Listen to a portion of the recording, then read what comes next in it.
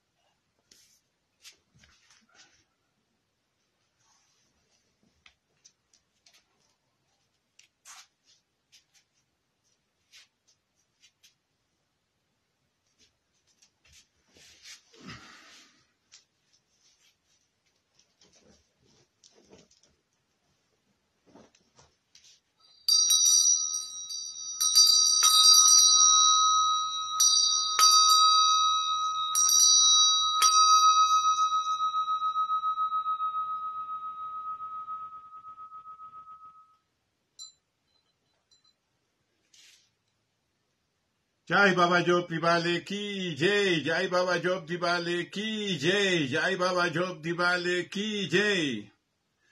Om Mahen Pahadi Baba Taragiri Maharaj ki jai, Jai Guruji, Jai Naga Baba. Om Sri Pancha Nanjuna Havana Kara ki jai.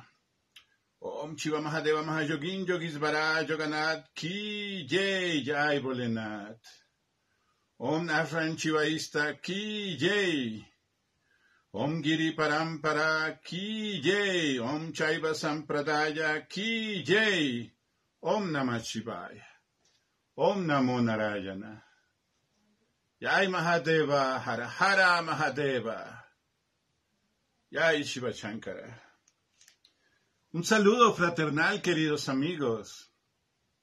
Bienvenidos al Satsang.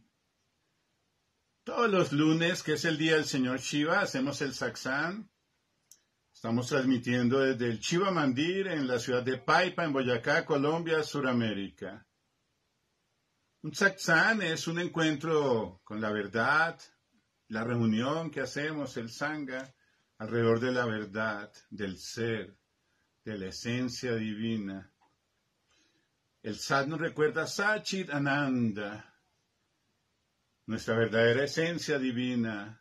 Nuestro Atman es Satchidananda, el Brahman es Satchidananda. Paramashiva es Satchidananda. Tú eres Satchidananda. Yo soy Satchidananda. Ese Sat habla de la conciencia, habla del ser, de la existencia eterna. Cuando nos reunimos para hablar de todas estas enseñanzas védicas, estamos reconociendo esa esencia divina que hay en cada uno de nosotros y en toda la creación. Para nosotros es un gusto compartir con ustedes todas estas enseñanzas que han sido transmitidas de maestro a discípulo, generación tras generación. Este tipo de actividades siempre traen una enseñanza profunda para cada uno de nosotros. Recibimos el darshan del maestro. Yo soy solo un emisario de mi guru, quien es un emisario de Shiva mismo.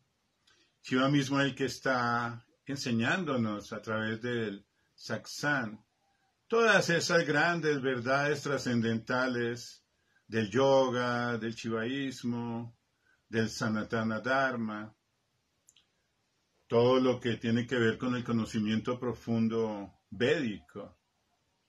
Todo esto viene desde los Himalayas, pero el conocimiento que es adquirido allí en los Himalayas viene del Shivaloka, de Kailasa, del lugar donde el Señor Shiva habita eternamente, enseñándonos a todos las verdades trascendentales, para lograr la liberación, para lograr el Samadhi, para salir de este samsara, para poder lograr mukti, la liberación. ¿De qué nos liberamos? Del karma, de maya, la ilusión, de avidya, la ignorancia, y de anava, el ego falso. Ese ego falso es el que está lleno de deseos y nos va enredando más y más en el samsara, ese ciclo de nacer y morir y reencarnar una y otra vez. Y estamos como esclavos de ese samsara. Hoy tenemos una oportunidad de escuchar estas palabras sagradas, al reflexionar, aprender y luego poner en práctica, realizar todas estas enseñanzas trascendentales, porque no es solamente un acto intelectual de aprender algo, sino es un acto vivencial, recibir el darshan del Guru y de esa manera poder vivenciar, realizar en nuestra vida estas enseñanzas. Jai Mahadeva.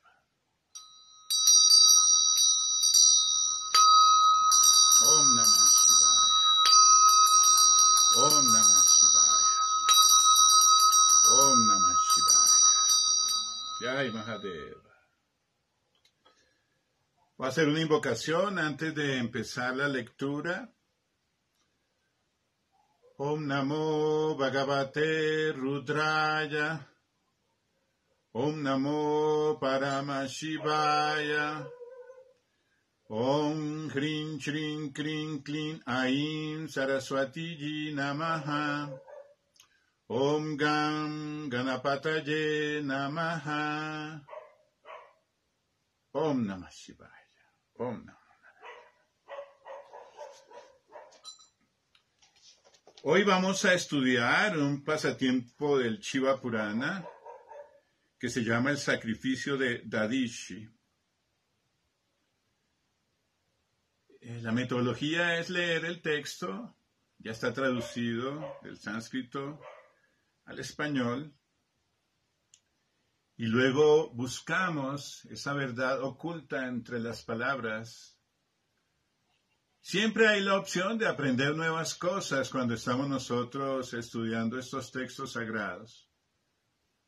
Hay que buscar esa información profunda detrás de las letras, la enseñanza que nos da el Guru. Nuestra versión es Advaita, del shivaísmo Advaita, de Shankaracharya, el yoga shivaísta Advaita. Es diferente a otras escuelas, seguramente tendrán grandes verdades también que enseñar. Cada tradición, cada guru, cada sampradaya tiene verdades muy profundas para compartir con las personas que están cerca de ellos. Jai Mahadeva. Dice así: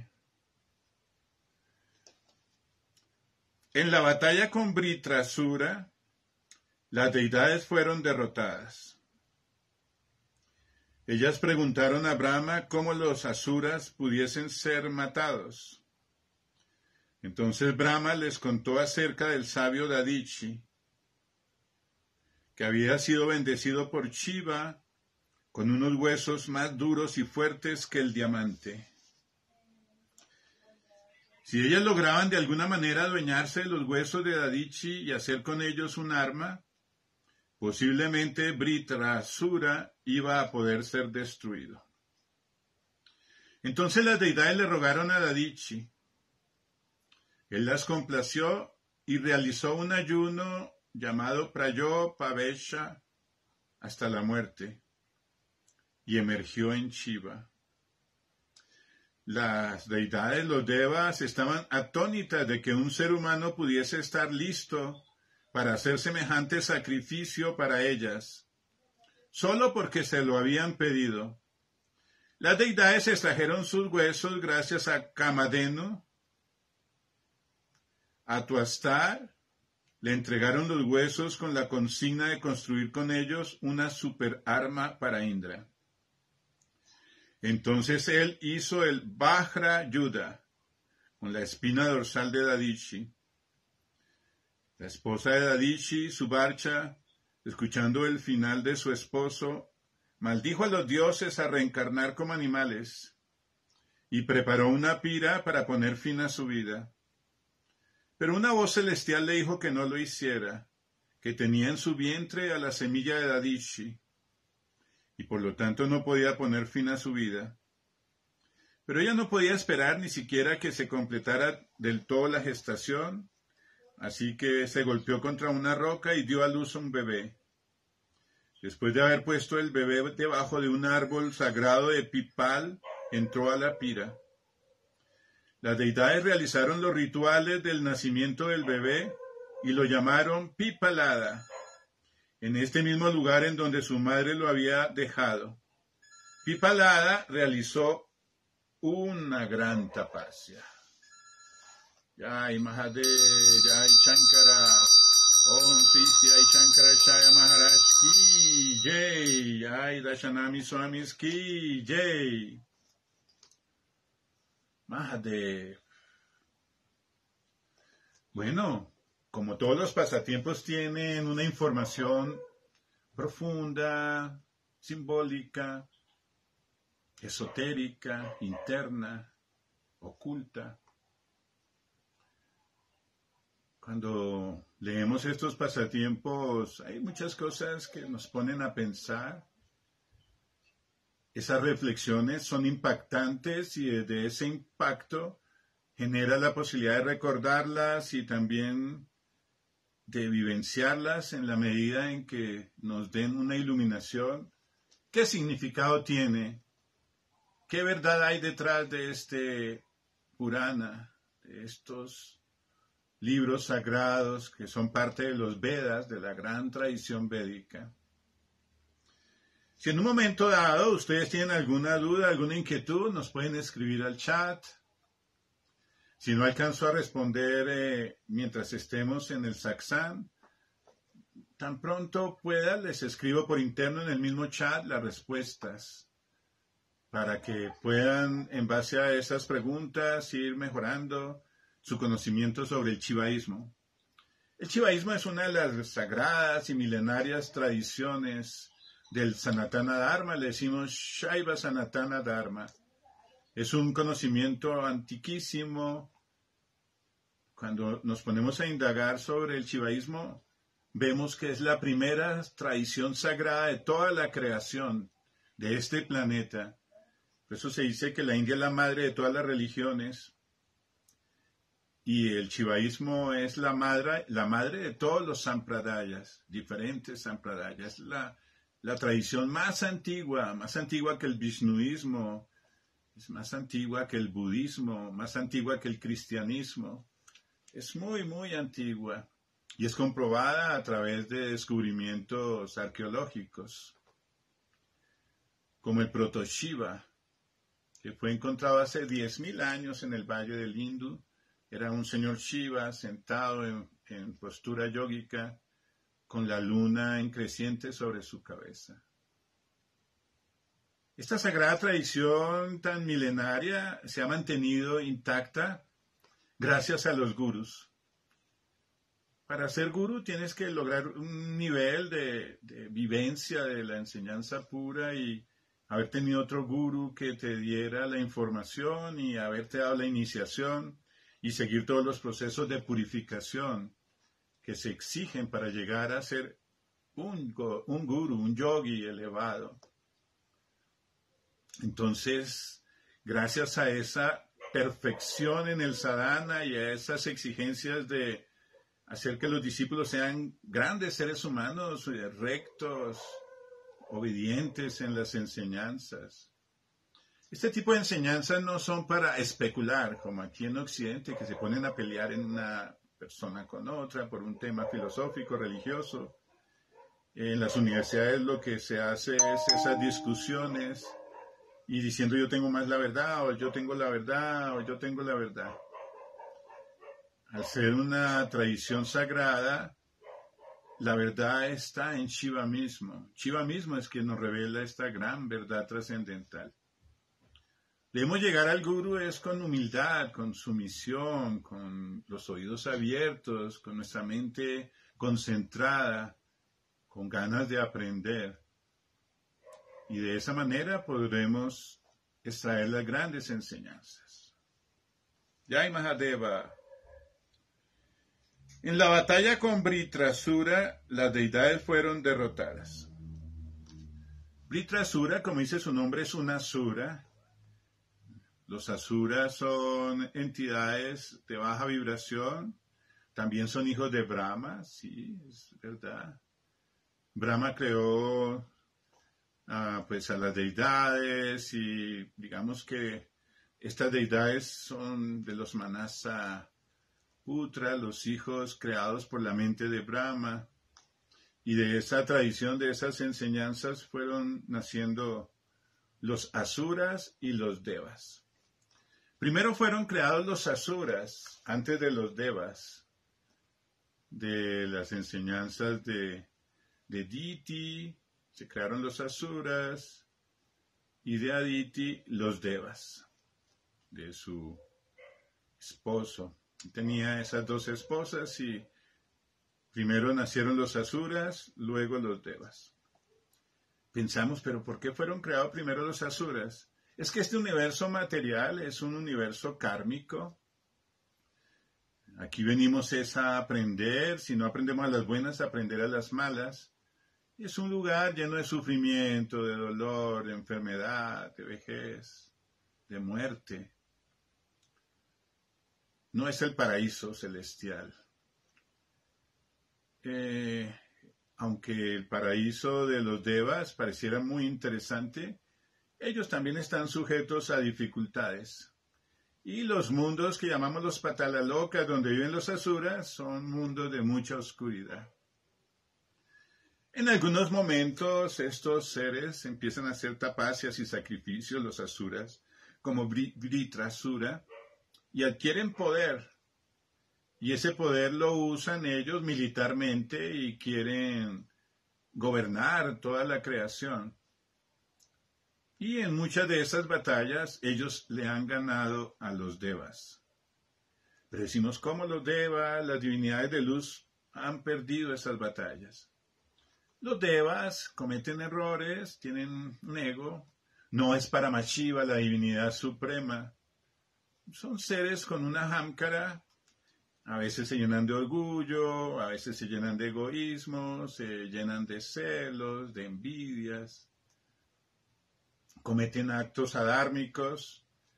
Y cuando un deva comete un acto adármico, genera un efecto para todo el universo, especialmente de esas grandes jerarquías que tienen el control sobre este universo material.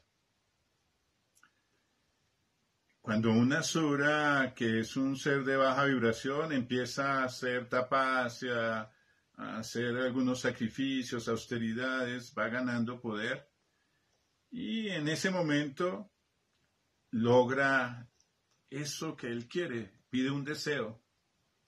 Y parte de esos deseos, en muchos de estos casos, es tener una gran fuerza para vencer a los devas y así adquirir ese espacio donde ellos habitan, como Indraloka, como el Swarga, donde están las ninfas celestiales y todos los placeres de esos mundos celestiales. Dentro de la enseñanza védica, este universo material tiene 3 niveles. Los Devalokas, Madhyalokas y Patalalokas. En los Devalokas viven los devas, Patalalokas viven los asuras y en la Madhyaloka vivimos los seres humanos. No estamos hablando del espacio de Paramashiva, la meta última que alcanzar, sino estamos hablando de esta creación material donde están esas divisiones que les acabo de decir de una forma muy clara. Muchos seres humanos quieren vivir en esos espacios celestiales. Y es lo que les ofrecen las religiones. Generalmente vas a nacer en el cielo, vas a estar al lado de Dios, vas a disfrutar de los cantos de los ángeles y vivir una vida en ese plano celestial, orando, danzando, viviendo esa experiencia celestial. También nos han asustado a decir, cuando te portan mal, vas a los infiernos astrales a vivir esas experiencias de baja vibración, sufriendo en carne propia todo lo que le hiciste malo a los animales, a otras personas, a tu cuerpo, para que aprendas. Dentro de esta sagrada tradición, el Sanatana Dharma, no hay un infierno eterno ni un cielo eterno. Los seres que están en los planos infernales, como los asuras, pueden ir a los planos celestiales. Los seres que están en los planos celestiales, por culpa de sus actos adármicos, pueden bajar a los planos infernales. Los seres humanos pueden ir a los planos celestiales, también a los planos infernales, y ese es parte del samsara. Entonces decimos, ¿cuál es la meta? ¿Cómo lograr esa eternidad, esa eterna paz? Tienes que lograr el samadhi, tienes que ir a Paramashiva. Paramashiva es sinónimo de Brahman, de Parabrahman. Esa esencia divina, pura, más allá del tiempo, el espacio, el nombre y la forma, que solamente los grandes yogis pueden lograr alcanzar. Un yogi no está deseando ir al plano celestial. Él está deseando realizar a la divinidad, su esencia divina, el Brahman Supremo, Paramashiva, y lo hace a través de un trabajo yógico al lado del Guru para lograr esa meta. Cuando tú llegas a Paramashiva no tienes que volver a reencarnar aquí, a seguir sufriendo todo el dolor, todo el malestar, estar atado aquí a un cuerpo material, ya sea en el plano infernal como un asura, ya sea en el plano celestial como un deva, o aquí como humano, o como animal, o como una planta. Hay seres orgánicos, seres inorgánicos en esta dimensión y en otras dimensiones. Ellas, las deidades, preguntaron a Brahma cómo los asuras pudiesen ser matados. Brahma viene a ser el Brahmana, la reencarnación del Padre Supremo. Le decimos Brahma, el gran creador, Mahapita, el gran Padre que creó todo lo que vemos. Entonces, las deidades, los devas, le decían a su padre, a Brahma, ¿cómo podemos vencer a los asuras? ¿Por qué? Porque vemos a estas entidades que después de hacer muchos sacrificios y alcanzar el poder, empiezan a ejercer su maldad en todo el universo. Matar, robar, violar, hacer sufrir, dañar, enfermar, todo eso oscuro y que nos genera tanta infelicidad y dolor. Esas tendencias de baja vibración existen siempre. Entonces, el hecho de querer eliminar esas bajas vibraciones es algo loable. No es algo que yo diga, ay, esos seres los dejo así. En la medida en que ellos se están como metiendo en tu vida, en este caso en los devas, que se fueron en sus batallas a querer dominar a los devas, les ganaron las batallas y estaban queriendo poseer Indraloka, los planos celestiales, el Swarga. Paréntesis. Dentro de nosotros está también el universo, el microcosmos, los devas, que es la inteligencia superior, la mente elevada, los sentidos bien controlados. En un momento dado pierden esa facilidad de estar en plenitud. Y los asuras, que están dentro de ti, en los infiernos astrales, en los patalas debajo del primer chakra, empiezan a generar un efecto en tu vida. Ese efecto de los asuras en tu vida te generan enfermedades, te causan problemas psiquiátricos, depresión, ansiedad, angustia, malestar, esas posesiones horribles que muchas veces se ven manifiestas como esquizofrenia o actos impropios que llevan esos seres de baja oscuridad a que un ser humano débil de carácter termine haciendo cosas impuras, como actos adármicos, como matar, como robar, como violar, como dañar, como destruir. Esa batalla cósmica que estamos leyendo hoy en este Purana es una realidad que estás viviendo día a día dentro de ti, en tu mente, en tu corazón. en tu cuerpo, en tus células. Entonces los devas, que es mi inteligencia superior, hablan con Brahma, el creador, como ese aspecto manifiesto del Padre cósmico. ¿Cómo podemos destruir esas fuerzas de oscuridad que me están enfermando, que me están dañando, que me están haciendo sufrir? Entonces Brahma les contó acerca del sabio Dadishi, que había sido bendecido por Shiva. Dadishi es un famoso chivaísta, es un gran sabio, tenía su ashram, practicaba grandes penitencias, adoraba al señor Shiva de múltiples maneras, especialmente en el Shiva Abhisheka. Tenía una vida yógica, viviendo en su ashram, con un vegetarianismo estricto, practicando su sadhana. Parte de ese sadhana, como todos sabemos, es la práctica de asana, de pranayama, yapas, la lectura de los libros sagrados, los rituales, el sadhusanga, la asociación con otros devotos. Y él se ganó la bendición del señor Shiva a través de una gran tapasya. ¿Qué tipo de tapasya se usa en nuestra escuela, en el shivaísmo? Hay tapasyas que hacen los asuras, que no son apropiadas, se llaman tamas guna, que es dañar su cuerpo y hacer actos de sacrificio donde deterioran su cuerpo, como ayunos estrictos, como hacer cambios corporales a través de actos como quitarse partes de su cuerpo, quemarse su cuerpo, atrofiarse su cuerpo. En la escuela Chaiva lo que hacemos es tapasya en la modalidad de tamas guna. ¿Qué tipo de tapasya? Cantar yapas, practicar asanas todos los días, seguir las enseñanzas del guru. Pero la mayor tapasya que hay es meditar. Sentarte en una buena postura y meditar mucho tiempo, el mayor tiempo que puedas. Decimos, debemos aprender a meditar aunque sea el 10% del tiempo de nuestra vida, es decir, de un día de 24 horas deberíamos estar meditando 2 horas y media diarias. Cuando estos grandes yogis empiezan a hacer su tapasya, pueden durar más tiempo haciendo sus meditaciones. 8 horas. Conocemos yogis actualmente que pueden meditar 24 horas al día.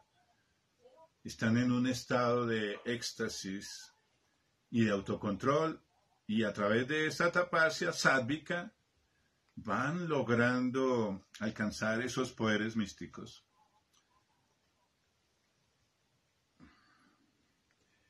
Dice que había sido bendecido por Shiva con unos huesos más duros y fuertes que el diamante. Vajra, el diamante.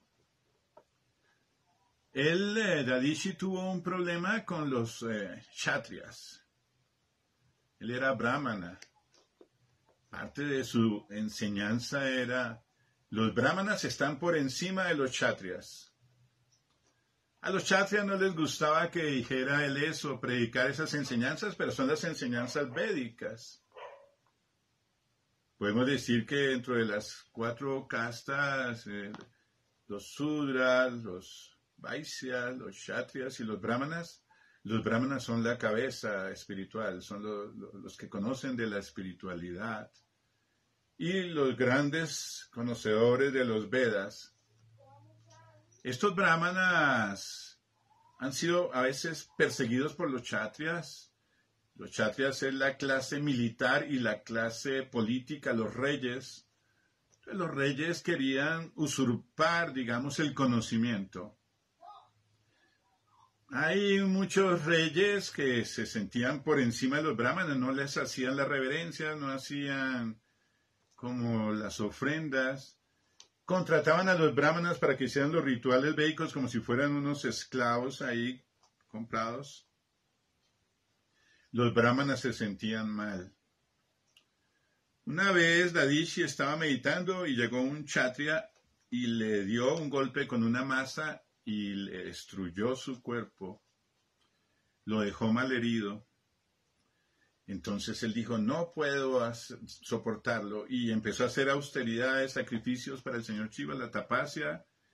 Cuando el señor Shiva se le apareció después de un largo tiempo, al verlo merecedor de su devoción, de su amor, de su tapasya, de su entrega, de su práctica de yoga, entonces él le pidió esos huesos fuertes como el diamante, para que cualquier kshatriya que quisiera venirlo a golpear no le pudiera hacer daño. Esa lucha entre brahmanas y kshatriyas se ve reflejada en muchas historias. Por ejemplo, Krishna era un kshatriya, él no era un brahmana. Y él impuso todas sus enseñanzas del Bhagavad Gita y lo que vemos del Vishnuismo enseñado por Krishna desde la visión de los kshatriyas. Él era un guerrero. Ramachandra era también un kshatriya. Él también enseñó sobre el poder político y militar. Eran guerreros, cazaban. Por ejemplo, Rama cazaba jabalís, se los comían cuando estaban allá en el bosque. Arjuna también era un kshatriya. Los kshatriyas tienen permiso de matar animales, de comérselos, practican tiro al arco, se preparan para la guerra. Los brahmanas desarrollan el sattva guna, son pacíficos, desarrollan la pureza, el estudio védico, el autocontrol, trabajan la espiritualidad profunda, practican un yoga sádvico.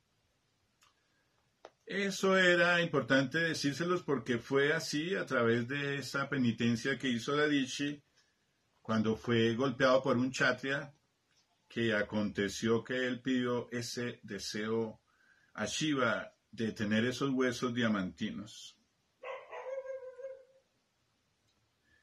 Les continuó Brahma.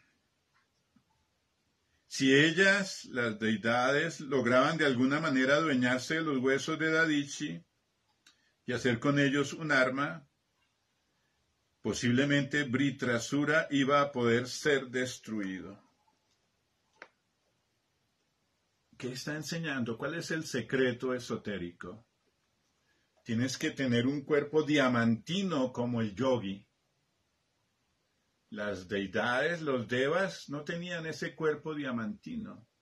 Tenían un ego orgullosos de su poder, un ego celoso, envidioso, muchas veces lujurioso, porque Indra es muy lujurioso cuando ve a las apsaras celestiales danzando, tiene su harén y disfruta de esos placeres sensoriales.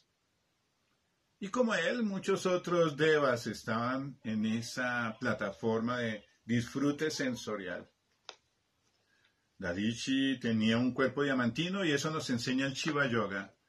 Aquel que practica el Shiva Yoga adquiere un cuerpo diamantino. Puede manejar el frío, el calor, el hambre, la sed, la fama, la infamia, el amor, el desamor con ecuanimidad. No hay nada que genere para él ningún tipo de malestar. Siempre está en un estado de conexión con Shiva y eso lo hace estar en un estado de felicidad plena. Se convierte en un Jivamukti, en un liberado en vida, un verdadero yogi. Todos vamos en ese proceso aprendiendo hasta alcanzar ese cuerpo diamantino. Ese cuerpo diamantino se logra a través de la práctica del sadhana diaria, permanente. No hay que ser permisivos con ningún acto adármico. Entonces los yogis no toman alcohol, no consumen carne, no comen cebolla ni ajo. Ellos tratan de tener una vida pura a través de la práctica de una alimentación sádvica, consumiendo muchas frutas, verduras, cereales, alimentos puros. En la India no existe eso que llamamos veganismo aquí en Occidente. Allá en la India todos consumen sus lácteos, son lacto-vegetarianos. Claro que las vaquitas son bien cuidadas, son queridas, son respetadas. No se mata a las vacas, no se mata a los terneritos, no se mata a los toros. A los toros los liberan para que anden por las calles. Y desde ese amor a la vaquita, pues la leche que sale es una leche sálvica y no hace tanto daño. Aquí en Occidente se toma leche en bolsa pasteurizada, ya no tiene enzimas, genera problemas de deficiencia de lactosa y causa muchas enfermedades como flemas y daños incluso hormonales y digestivos. Pero en la India se hace el trabajo de ser lacto-vegetarianos. Es un sendero interesante porque hay la proteína animal que viene en la leche, que es la misma sangre de la vaca. No tenemos que matarla, la consumimos y nos da los nutrientes que necesitamos. Se dice, la leche es el soma de la tierra. Y los yogis consumimos lácteos. Mi gurú es viejito y él toma su leche caliente. No se debe tomar la leche fría con su té chai, disfrutando de esos alimentos sádvicos. La leche es un alimento sádvico. Entonces las deidades le rogaron a Dadichi, enséñanos, danos esos huesos diamantinos. Un yogi enseña con su ejemplo y está desapegado de todas las cosas materiales, incluso de su propia vida. Él las complació y realizó un ayuno hasta la muerte llamado Prajopavesha y emergió en Shiva. Este ayuno llamado Prajopavesha es muy usado por los yogis cuando ha sido ya dictaminada una enfermedad mortal en algún yogi, ya está muy viejito y ya su cuerpo está deteriorado. Ellos hacen un ayuno hasta desencarnar, pero no es como a escondidas. Su familia se entera, su gurú, su congregación, los médicos, se hacen rituales especiales, sabiendo que ya llega el momento de desencarnar. Y en vez de estar sufriendo en un hospital, allá conectados en una UCI, con su conciencia adormilada por seguramente calmantes y analgésicos, es muy importante el hecho de que el último pensamiento que tú tengas es lo que alcanzas en el otro plano después de la muerte. Entonces los yogis están todo el tiempo repitiendo el mantra Om Namah Shivaya, o depende de la edad que tenga. Si es un vishnuista, seguramente estará cantando Hare Krishna, Hare Krishna. Cada uno, de acuerdo a su tradición, va invocando a su deidad y sea lo que sea que piense en el momento de la muerte, eso alcanza. Si tú estás en un hospital conectado a la UCI y dormido seguramente con morfina, tu mente está en otro lado y cuando tú mueres no eres consciente a dónde vas. Entonces seguramente tienes que volver a nacer una y otra vez en estos planos y seguir sufriendo. Los yogis buscan o los planos celestiales o Paramashiva, el Brahman supremo, la realización más elevada que se llama Mukti, la liberación, el Nirvikalpa Samadhi. Dice que emergió en Shiva. Él desencarnó y emergió en Shiva. La enseñanza profunda de esto no es, oye, suicídate. No. Te está diciendo, ten un cuerpo yógico y logra a través de tu vivencia experimentar a Shiva. El secreto esotérico de todo esto es que cuando tú meditas, mueres en vida. La meditación es una muerte en vida. Cuando tú eres un gran yogi, desencarnas, es decir, sales de tu cuerpo y experimentas a la divinidad que está dentro de ti. Decimos, él se eleva su conciencia hasta fundirse con Shiva, emerger en Shiva. Entonces esa era la enseñanza esotérica que había de Dadichi y que se la estaba dando a los devas. Las deidades estaban atónitas de que un ser humano pudiese estar listo para hacer semejante sacrificio, para ellas solo porque se lo habían pedido. Entonces las deidades quieren que tú estés aquí disfrutando de estos sentidos. En los planos celestiales también disfrutas de los sentidos al máximo. Ellos quieren que tú estés sumergido solo en lo material. El yogi emerge a Shiva, hace su sacrificio de ayuno, experimenta la divinidad a través de la meditación profunda. Cada vez que meditas mueres. Es un morir en vida, dicen los grandes maestros. Las deidades extrajeron sus huesos gracias a Kamadhenu. Kamadhenu es la vaca de los deseos, que tiene poderes mágicos.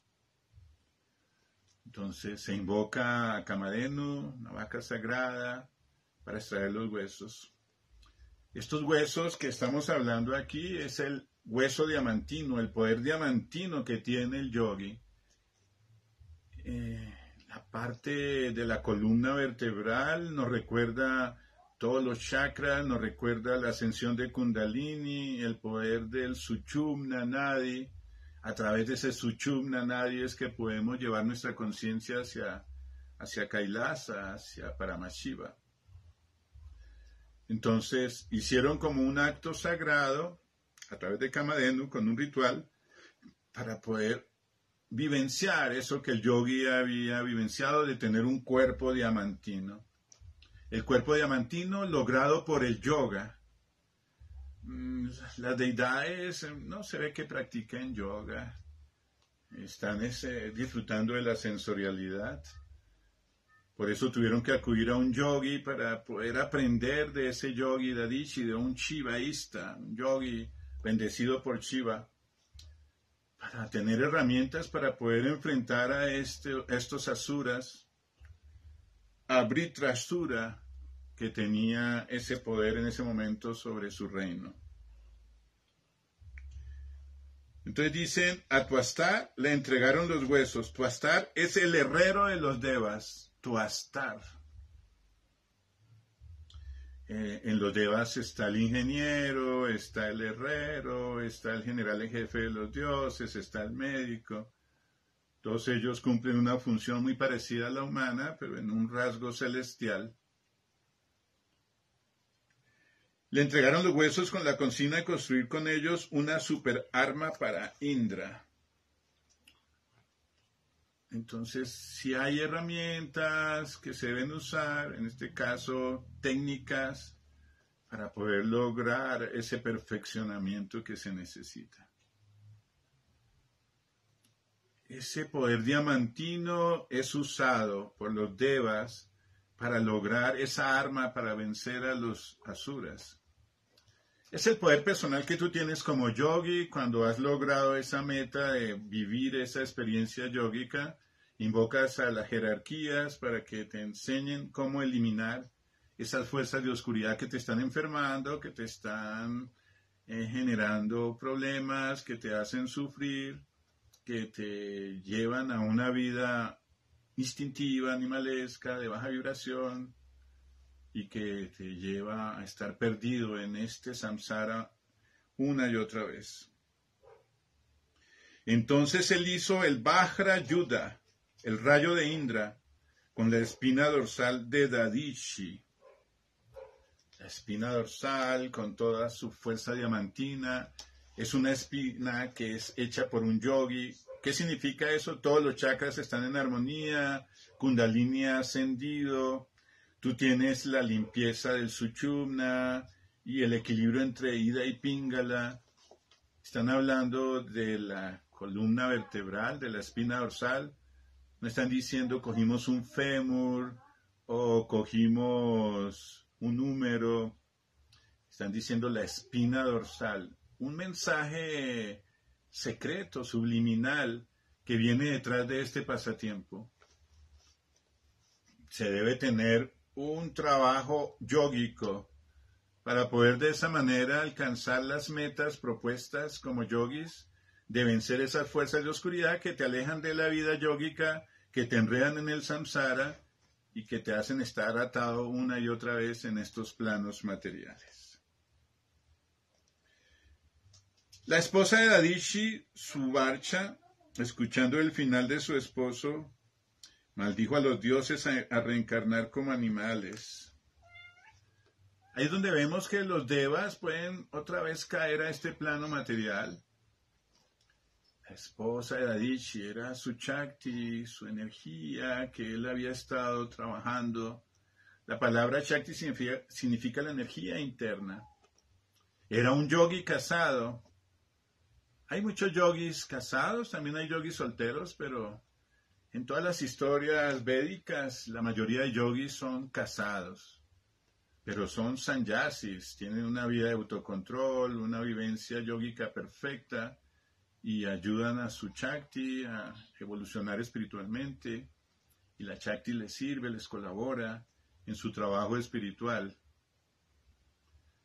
Esas tradiciones de monjes solteros también existen, pero en la mayoría de las historias védicas vemos todos estos yogis con su pareja, enseñándonos que debemos tener un equilibrio entre Shiva y Shakti. En este caso era Shakti, su energía interna de Adishi, que dijo a los devas, oigan, ustedes están haciendo algo impropio por su orgullo, por su ego, por no perder su poder, y fueron maldecidos a nacer como animales. Eso nos recuerda que todos nosotros, tú que estás allá escuchando, todos nosotros en algún momento estuvimos en los planos celestiales, luego tuvimos que caer en reencarnaciones en estos planos, y seguramente también tuvimos algunas vidas como animales en nuestro proceso hasta llegar otra vez a ser manushas, seres humanos. Esa vida de tipo animal es como un ejemplo que nos dan. Si tú no eres un ser elevado en el Sattva Guna y practicas yoga, tendrás que nacer como un pachu. Un pachu es un ser animalesco. Solo vive en función de comer, dormir, aparearse y defenderse. Actúa solo instintivamente, sin sabiduría, y no tiene un norte como un proyecto de vida, como lograr el samadhi, alcanzar mukti o alcanzar metas elevadas de tipo espiritual. Se enredan en una vida netamente animalesca.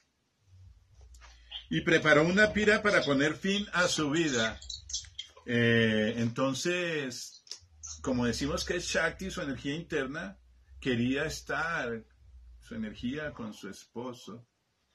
La pira es un símbolo de purificación, de santidad, de el fuego sagrado que nos ayuda a elevarnos a los planos más puros, más santos. Tampoco nos está diciendo, hey, suicídate en un fuego. Nos está diciendo, Shakti, la energía interna de Adishi, maldijo a los devas por su forma de ser y quiso otra vez volver a ese estado de purificación donde estaba su esposo a través de ese ritual védico de la pira, de la invocación de Agni Deva. Pero una voz celestial le dijo que no lo hiciera, que tenía en su vientre la semilla de Adishi, por lo tanto no podía ponerle fin a su vida. Esas voces celestiales están permanentemente hablando. Cuando tú estás escuchando la voz de tu conciencia, la voz celestial que está allí. Shiva siempre está hablando contigo. Cuando tú meditas puedes escuchar la voz de Shiva.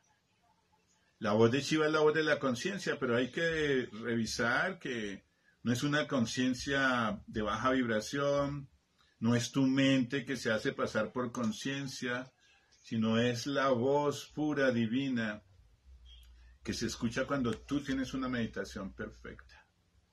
Entonces nos está diciendo, hay que aprender a escuchar la voz de Shiva, la voz de la divinidad dentro de ti, que te va a decir las cosas que debes hacer. En este caso le dijo, oye, espera un momento, todavía no entres en esa pira. Es decir, espera un momento, tienes que dar a luz al hijo de Adishi. Ese hijo de Adishi entonces era como esa iniciación, algo nuevo que viene para la humanidad, gracias al poder de él como yogi y de su Shakti, su esposa, que juntos habían creado ese famoso hijo de poder. Nosotros decimos que un hijo de luz puede ser un hijo carnal, creado por amor, por un yogi y una yogini, Pero en el ejemplo del yoga interno, esotérico, la energía de Shiva y Shakti se unen dentro de nosotros y creamos el Hijo Crístico. Le decimos el Niño Dios, ese Hijo de luz, que es el Hijo del nacimiento de la espiritualidad en nosotros, para que crezcamos, para que seamos seres de luz. Pero ella no podía esperar ni siquiera que se completara del todo la gestión. Así que se golpeó contra una roca y dio a luz un bebé. Entonces, digamos que no había el afán de esperar, era el momento preciso. El golpearse con la roca habla del Muladhara Chakra, de la base de la columna vertebral, que hay que activar a través del pranayama, a través de las asanas, a través de técnicas muy puntuales, como el uso de los mantras, y vamos golpeando ese punto particular de la base de la columna, que es la roca, donde el yogi con su Shakti quisieron que naciera ese hijo de luz. Ese hijo de luz es la misma diosa interna, el hijo de luz. Nosotros lo llamamos Balak Nataji, el hijo de luz que hay en cada uno de nosotros. Y dio a luz un bebé. Habla de la luz. Nos recuerda a Kundalini, la madre cósmica, dando luz para que surja el yogi en su estado de iniciación profunda. Después de haber puesto el bebé debajo de un árbol sagrado de Pipal, la higuera sagrada, entró a la pira. Entonces, ese árbol sagrado es la protección de todo lo que nosotros llamamos los diferentes nadis, que tienen una forma de árbol, y practicamos en el yoga, Vrikshasana, la postura del árbol, y recordamos en nosotros, los pies son las raíces y la cabeza es la parte superior del árbol. Este hijo de luz fue puesto en su interior, es decir, nos está enseñando, oye tú, vuélvete un yogi, vuelve tu cuerpo diamantino, usa tu Shakti, que está en un proceso de purificación para entrar en la pira, y ten ese hijo de luz, que es el nacimiento del nuevo yogi, el yogi elevado, el yogi crístico, el yogi que está en un proceso de santificación. Y entró a la pira, siguió su proceso de purificación, después de dejar esa iniciación, ese hijo sagrado. Las deidades realizaron los rituales del nacimiento del bebé y lo llamaron Pipalada. Los devas se dieron cuenta que era a través de ese proceso que podían vencer los asuras y ayudaron en todo el proceso de iniciación. Los devas colaboraron en ese nacimiento del niño interior.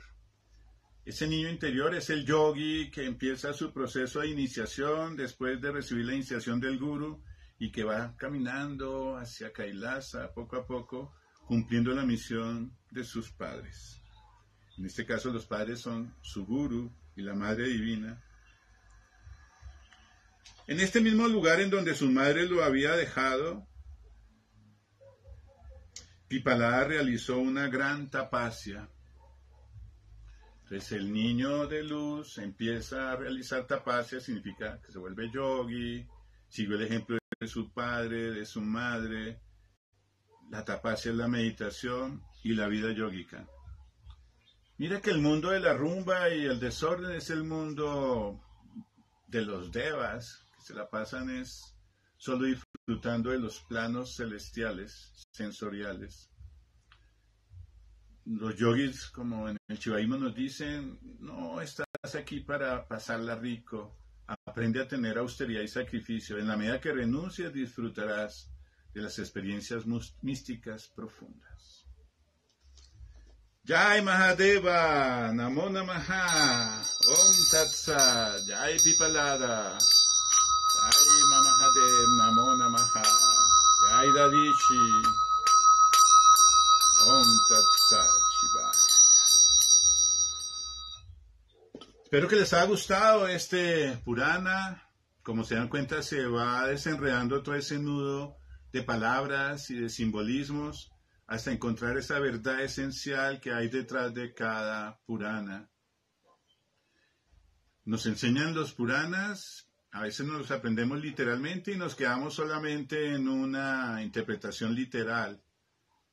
Es a través de la bendición de nuestros gurus, del mismo Señor Shiva, que podemos ir más allá y aprender las enseñanzas que están siempre presentes en nuestras vidas. Sé un buen yogi. Muchas bendiciones para todos.